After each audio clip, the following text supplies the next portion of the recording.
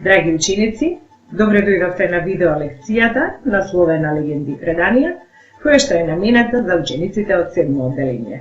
Моето име е Елизавета Теодосиевска, предметен наставник по македонски јазик во Основното училиште Јана Москоменски од Скопје. Легенди и преданија. Во оваа денешна лекција ние треба да научиме што е тоа легенда, а што е предание. За таа цел ќе ви бидат потребни тетрадка, соодветна е она нели која што веќе пишувате македонски јазик и некое средство за пишување, молив, пенкалце и слично. Па оттаму насловот денешен ќе ни биде легенди и преданија. Прво да се подсетиме на основните работи. Бидејќи легендите и преданијата представуваат најстари прозни текстови, кои што се нели дел од народното творештво, да се подсетиме на некои белези карактеристики на нашата народна проза. Па и не само на проза, и на поезија воопшто. Прво е тоа што таа е устно пренесувана. Немаме записи се до 19 век нели за нашите текстови кои што порано се пренесувале. Па е анонимна, не се знае авторот кој ја напишал, како е создадена и така натака. Се кажува, односно се вели дека е таа колективна, односно дека се пренесува од дедо на внук и така натака. Од таа причина постојат и повеќе варијанти на истиот текст. Една раскажана на еден начин, друга раскажана на друг начин и така натака, и подлежи на голем број на импровизации, односно сите тие зависат од моќта на раскажувачот, од неговите сознанија, од неговите успешности во репродукцијата на истиот текст и така натака. Мора да ги споменеме нашите најголеми собирачи нели на народното творештво, Марко Цепенков, чиј квантитет е најголем нели од сите собирачи кои што ги имаме на македонската територија. Потоа браќата Миладиновци со зборникот, Кузма Шапкарев исто така со неговиот зборник и други. Да почнеме со легендите. Првата легенда е како дедо Нојо ја изнашол лозата. Ја имате во учебникот на страна број 55, доколку го користите овој учебник. Јас ќе читам, вие може да следите на вашите екрани. Дедо Нојо кога ја изнашол лозата, пресекол прачки и насадил лозје. На прачките кога ги засадувал в земја, им турил крв наместо вода и затоа виното било црвено. Крвта била од јагне, од арслан, тоа значи лав, стар турски збор кој што денес нели не се употребува, дел од архаизмите, и од свиња.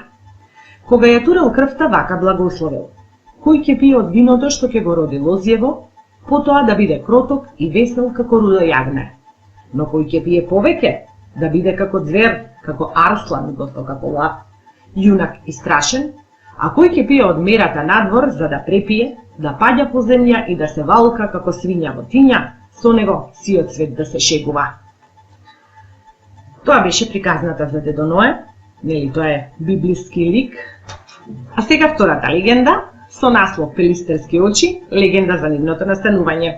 Тоа се оние езера кои што ги има нели на планината Пелистер, а многумина од нас ги има видено, да ја чуеме легендата која што ја имаме за нив. Пелистерски очи се леднички езера кои се наоѓаат на Баба планина во близина на врвот Пелистер. Тие се 2 на број и се нарекуваат уште и големо и мало езеро. Пелистерските очи се познати и како горски очи. Околу настанокот на овие природни реткости постои легенда за заљубените 2 сестри. Според легендата, и двете биле влюбени во убавото момче Пелистер. Но нивната мајка не дозволувала ниту една од нив да се омажи за момчето. Девојките ги пратила в планина со клетва да бидат една до друга, но сепак да не можат да се видат. И двете скршени од несудената љубов почнале да леат солзи, од кои се создале и двете езера. Сега, ако внимателно ги слушавте приказниве, односно двата текста, би требало да може да одговорите на следниве прашања. Прашања, размисли и одговори. Првото прашање: за кого се зборува во првиот текст? Второто прашање: зашто се зборува во вториот текст? Третото прашање: дали во текстовите се зборува за вистински настани? И под број 4: наброј ги ликовите во текстовите.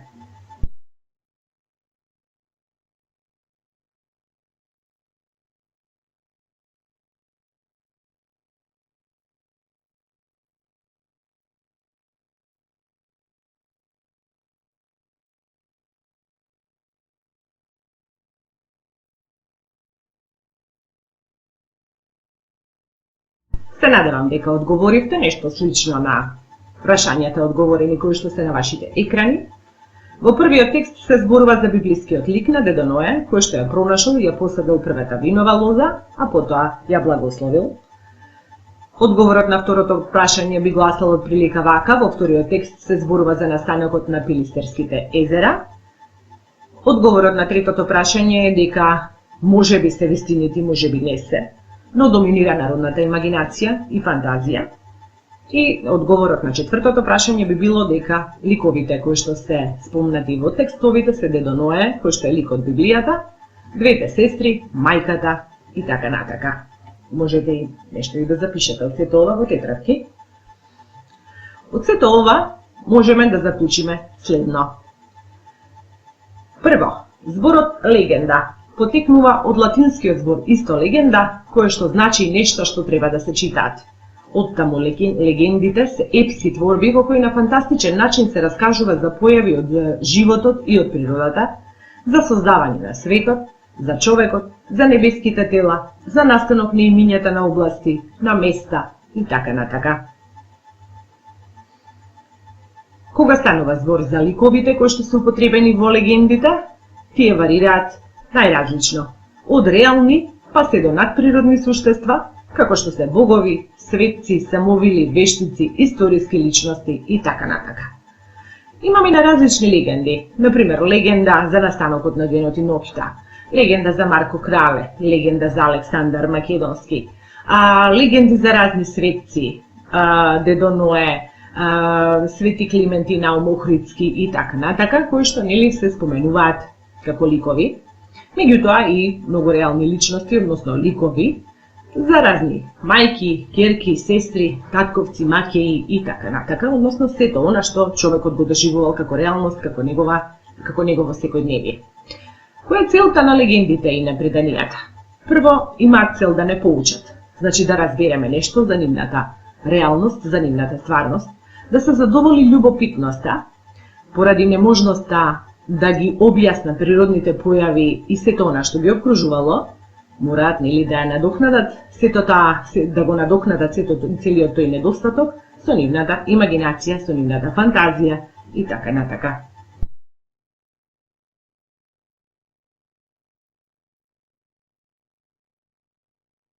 Сега ќе зборуваме малку повеќе за преданијата.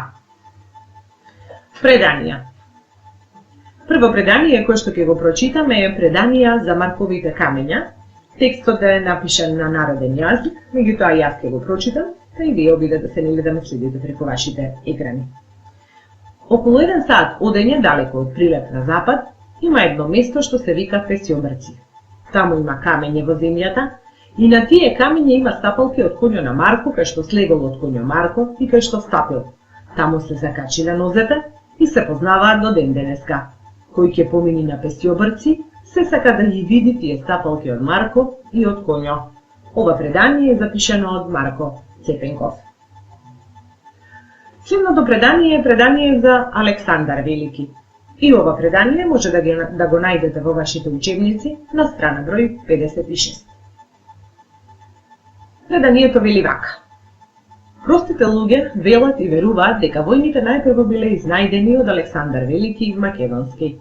Кога тој шетал по море, одејќи во некој друг непознат свет, за да најде и нацрпе смртна вода, за да се напие, та да не умира никогаш, кога видел во морето рибите да се бијат помеѓу себе како во војна, намислил и тој да го направи истото, како кога дошол во царството свое на овој свет да извадил прв војната. Ова е извадок од поголемото предание нели од зборникот на Кузман Шапкарев. И сега, бидејќи внимателно нели ме следевте, треба да одговорите на следниве прашања. Размисли и одговори. Прашање број 1. За кои ликови се зборува во овие текстови? Прашање број 2. Постоеле ли некогаш ликовите нели за кои што се зборува? Под број 3. Дали во текстовите се зборува за вистински случаи и настани?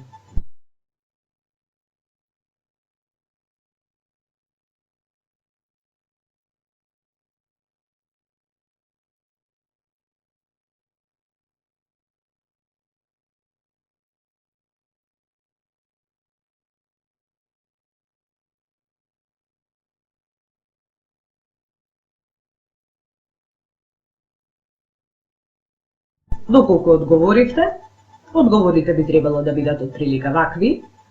Прашањето број 1, одговорот односно на прашањето број 1, во текстовите се споменуваат Александар Македонски и Крале Марко.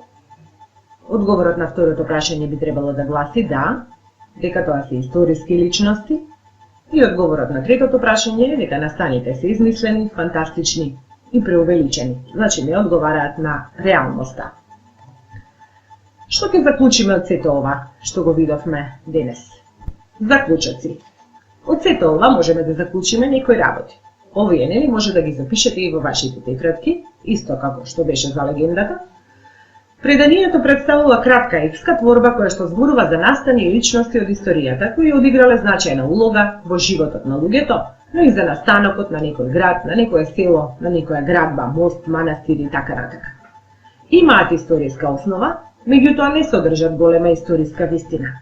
За ликови најчесто користат идеализирани, хиперболизирани, легендарни ликови, попознати преданија, наслови на преданија или преданија за тоа како турците го презеле Прилеп, преданија за Климент и Наум Охридски, преданија за настанок на Млечниот пат, преданија за настанок на манастирот Низаум и така натака, значи ги имаме голем број.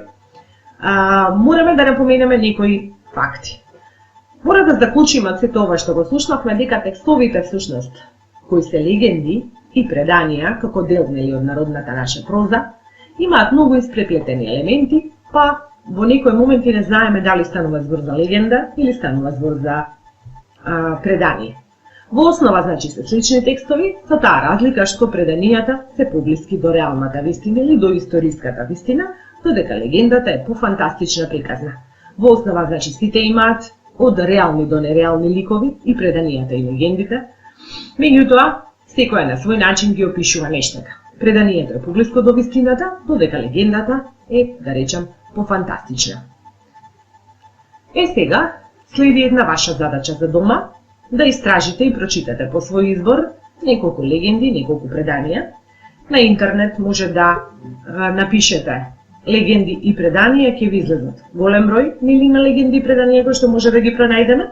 Меѓутоа, еве наслови на некои книги, односно корици на некои наши изданија на легенди и преданија кои што може да ги најдете во нашите книжарници.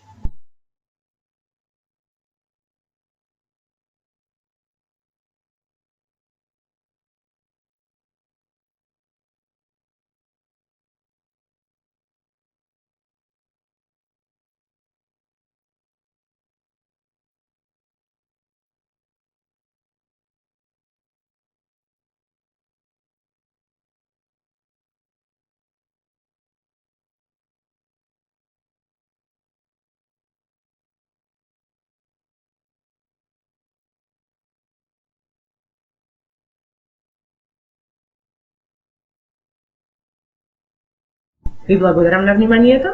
Се надевам дека научивме и дека ги проширивме вашите знаења. До следното видување. Довидување.